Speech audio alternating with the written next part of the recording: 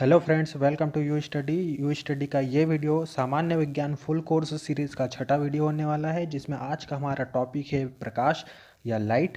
तो बिना समय गवाए स्टार्ट करते हैं हमारा आज का ये वीडियो, जिसमें हमें सबसे पहले देखना है प्रकाश की घटना परावर्तन को। परावर्तन मतलब रिफ्लेक्शन। क्या होता है रिफ्लेक्शन? जब कोई प्रकाश किरण किसी तल से टकराकर उसी माध्यम में वापस जाती है तो यह घटना प्रकाश का परावर्तन कहलाती है। इसमें जो तल यहाँ पर जिस तल से टकराकर प्रकाश की किरण वापस जाती है उस तल को बोलते हैं परावर्तक तल। ठीक है। जिस बिंदु पर टकराती है उसको बोलते हैं आपतन बिंदु। आपतन बिंदु पर 90 डिग्री पर एक रेखा खींचने पर वो बनता है अभिलंब। आने वाली जो किरण रहती है उसको बोलते हैं आपतित किरण। जो टकरा कर वापस जाती है उसको बोला जाता है परावर्तित किरण। आपतन बिंदु पर जो अभिलंब होता है उस अभिलंब और आपतित किरण के बीच बनने वाला कोण आपतन कोण आई कहलाता है। परावर्तित किरण और अभिलंब के बीच बनने वाला कोण परावर्तन कोण आर कहलाता है। परावर्तन के दो नियम होते हैं, जिसमें पहला नियम होता है कि आपतन कोण परावर्तन कोण के मान के बराबर होता है, और दूसरा नियम होता है कि आपतित किरण परावर्तित किरण तथा अभिलंब तीनों एक ही तल में स्थित होते हैं। ठीक है, आगे बढ़ते हैं।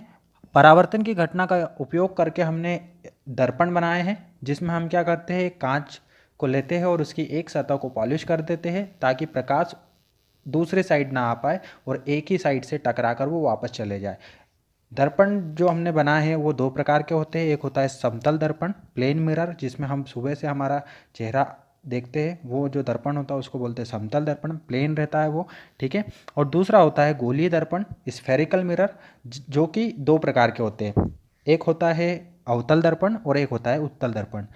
एक गोले के भाग में से जब हम दो प्रकार से इस प्रकार से दो भागों को हमने काटा, एक भाग को हमने अंदर से पॉलिश किया और एक भाग को हमने बाहर से पॉलिश किया। तो जिस भाग को आपने अंदर से पॉलिश किया है उसके बाहर वाली जो सतह है, उठी हुई जो सतह है, वो परावर्तक रहेंगी। मतलब इस साइड से प्रकाश आएगा और टकरा कर वापस चले जाएगा। तो जो उठी हुई सतह यदि परावर्तक होती है तो उसको बोला जाता है उत्तल दर्पण, और जिसमें दबी हुई सतह, जैसे इस प्रकार की दबी हुई सतह परावर्तक होती है तो उसको बोला जाता है अवतल दर्पण।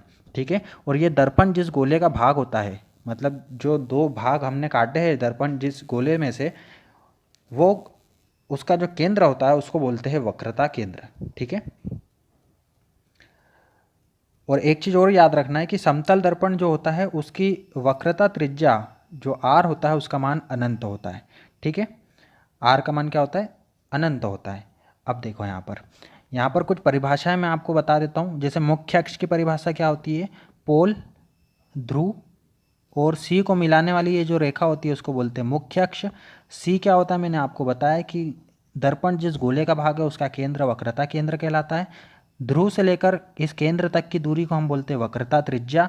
ठीक है। एक होता है ये द्वारक, यहाँ से यहाँ तक की दूरी क्या कहलाती है? द्वारक कहलाती है। तो ये चीज़ें आपको याद रखना है। और गोलीय दर्पण में एक फोकस दूरी और वक्रता त्रिज्या में एक रिलेशन होता है कि फोकस दूरी वक्रता त्रिज्या की आधी होती है या वक्रता त्रिज्या फोकस दूरी की दोगुनी होती है। तो ये आपको संबंध याद रखना है, ये भी एग्जाम में पूछा जाता है।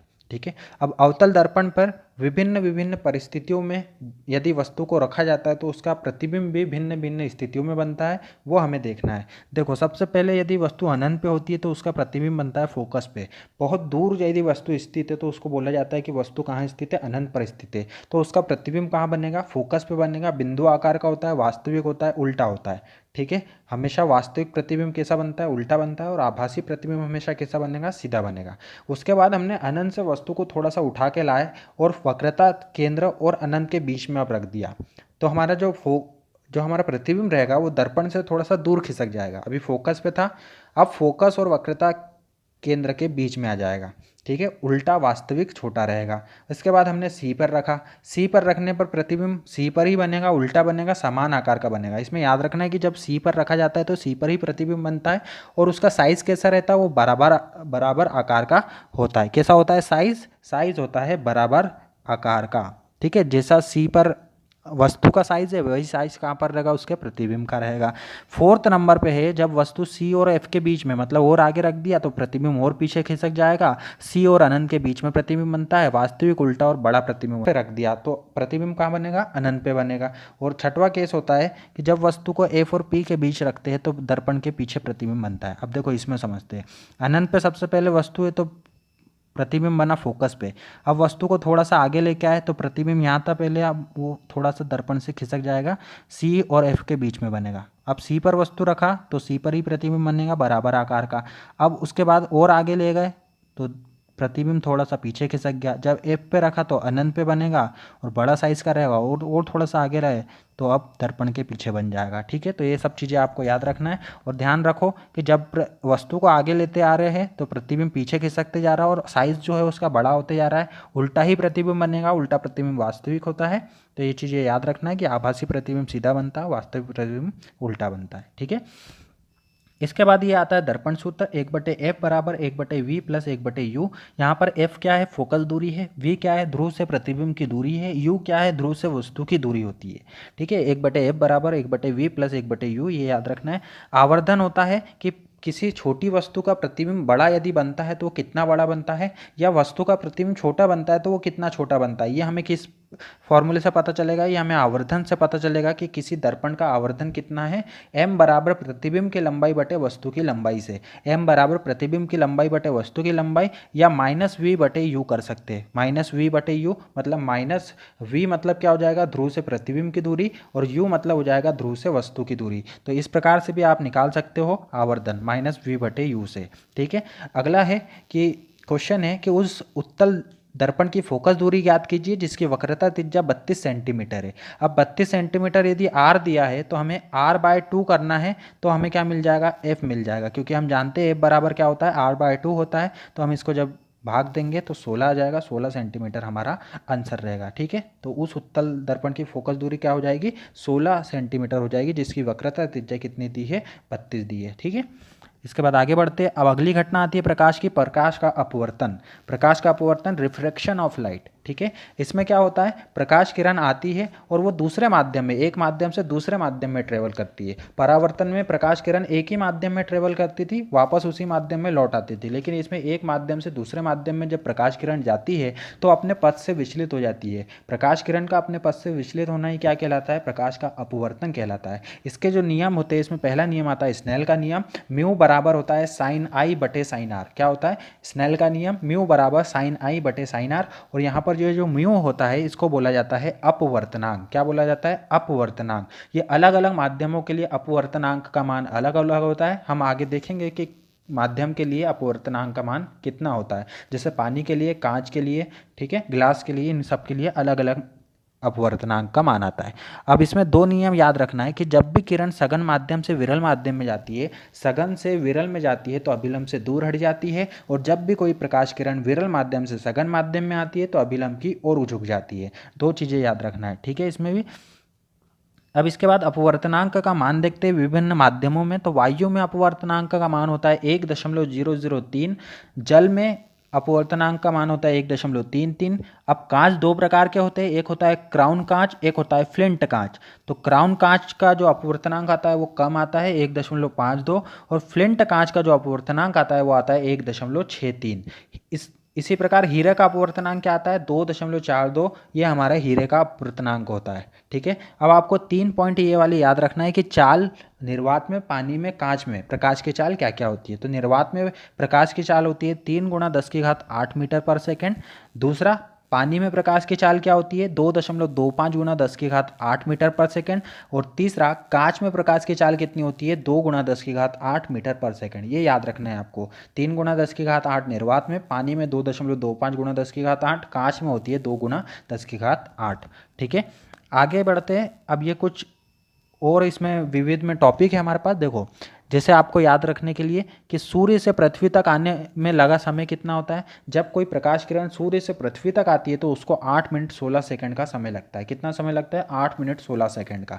चंद्रमा से जब पृथ्वी पर कोई प्रकाश किरण आती है तो उसको 1.28 सेकंड का समय लगता है। जब सूर्य से आएंगे तो 8 मिनट 16 सेकंड, चंद्रमा से आएंगे तो 1 मिनट 28 सेकंड। और एक प्रकाश वर्ष बराबर कितना होता है, 9.46 × 10⁻15 मीटर होता है। 9.46 × 10⁻15 मीटर मीटर होता है 1 प्रकाश वर्ष। एक पारसेक बराबर होता है 3.26 प्रकाश वर्ष। एक पारसेक किसके बराबर होता है? 3.26 प्रकाश वर्ष के बराबर होता है। एक खगोलीय मात्रक किसके बराबर होता है? 1.496 × 10⁻11 मीटर के बराबर होता है। और दृश्य प्रकाश की तरंगदैर्घ्य होती है 4000 से 7800 एंगस्ट्रॉम तक। कितनी होती है? 4000 से 7000 एंगस्ट्रॉम प्रकाश की तरंगदैर्घ्य होती है दृश्य प्रकाश की। और यहाँ पर जो एंगस्ट्रॉम होता है उसका मान होता है 10⁻−10 मीटर। एंगस्ट्रॉम का क्या मान होता है? 10⁻−10 मीटर। ठीक है, तो ये भी याद रखना है आपको। अब ये जो दो चीज़ें होती है कि तारों का टिमटिमाना और पानी में पड़े सिक्के का ऊपर उठा दिखना। क्या? तारों का टिमटिमाना और पानी में पड़े सिक्के का ऊपर उठा दिखना, ये किस कारण से होता है? ये अपवर्तन के कारण होता है। किस कारण से होता है? अपवर्तन की घटना के कारण तारे हमें टिमटिमाते हुए दिखाई देते हैं और पानी में यदि कोई सिक्का पड़ा हुआ है तो वह अपनी मूल स्थिति से कुछ ऊपर की ओर हमें उठा हुआ दिखाई देता है। ठीक है, पूर्ण आंतरिक परावर्तन इसके बाद की घटना है हमारे टोटल इंटरनल रिफ्लेक्शन। तो ये क्या होती है? जब कोई प्रकाश किरण, याद रखना, जब कोई प्रकाश किरण सघन माध्यम से विरल माध्यम में जाती है। कहाँ? सघन से विरल माध्यम में जाती है तो वह उसी माध्यम में वापस लौट आती है। कब वापस लौट के आएंगी? जब आई का मान क्रांतिक कोण से ज़्यादा होता है। आई का मान क्रांतिक कोण से ज़्यादा होने पर प्रकाश किरण दूसरे माध्यम में न जाकर वापस इसी माध्यम में लौट आती है। देखो यहाँ पर कोई पॉलिश नहीं की है, मतलब प्रकाश किरण उधर जा सकती है लेकिन वो जाती नहीं है, इसलिए इसको बोलेंगे पूर्ण आंतरिक परावर्तन।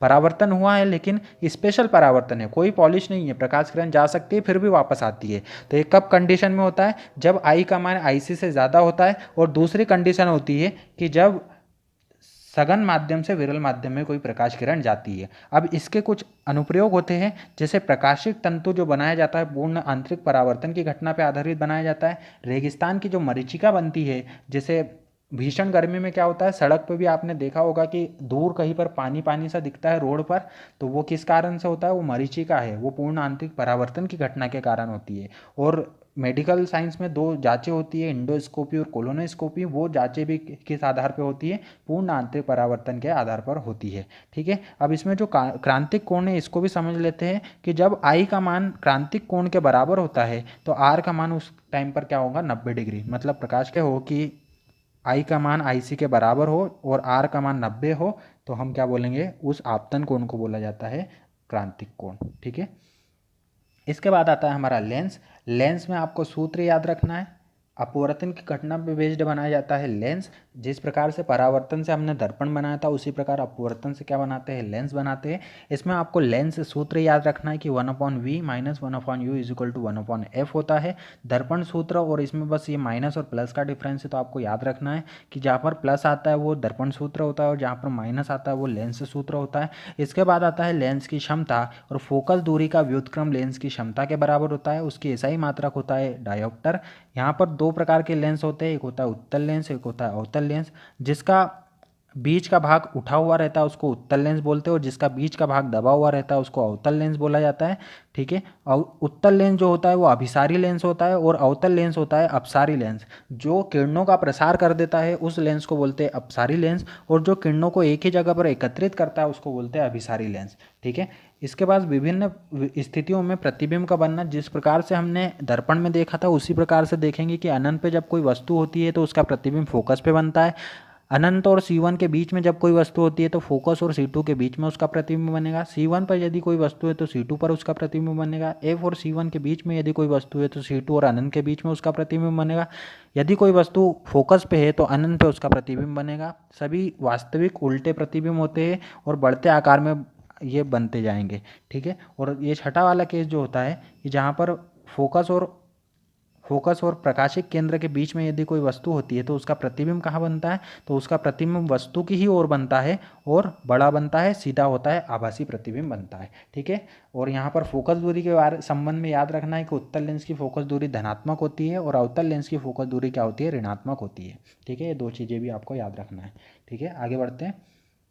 लेंस की क्षमता हमने पढ़ चुके हैं कि लेंस की क्षमता फोकस दूरी का व्युत्क्रम होती है, डायोप्टर में नापी जाती है। यदि मीटर में है तो मीटर में रहेगा तो 1/, फोकस दूरी करना है। और यदि ये जो रहेगा ये अगर सेंटीमीटर में लिया जाए तो 100/, फोकस दूरी करना है डायोप्टर में। ठीक है, अब ये क्वेश्चन कर लेते हैं कि 25 सेंटीमीटर फोकस दूरी वाले उत्तल लेंस की क्षमता ज्ञात कीजिए। फोकस दूरी जो दी है सेंटीमीटर में दी है इसलिए अपन फॉर्मूला लगाएंगे 100 बटे फोकल लेंथ का, तो 100 अपॉन आएगा 25, तो आएगा 4 डायोप्टर आएगा। और चूंकि यहाँ पर उत्तल लेंस है इसलिए प्लस में 4D आएगा, यदि यहाँ अवतल लेंस होता तो माइनस में 4D आता।